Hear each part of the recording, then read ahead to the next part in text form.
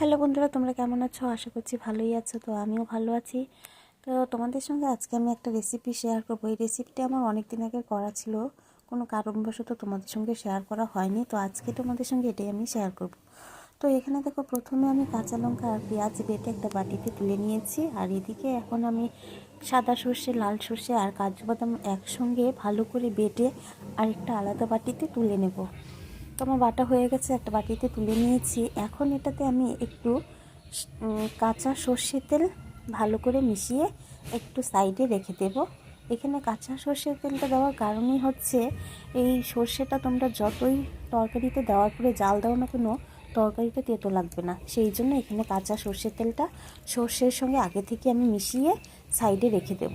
তো আমার মেশানো হয়ে গেছে। আর এদিকে দেখো, পেঁয়াজ কুচি আর টমেটো কুচি করে আমি রেখে দিয়েছি। আর এখানে ছোটো একটা লেবু কেটে নিয়েছি। তো সবটা লেবু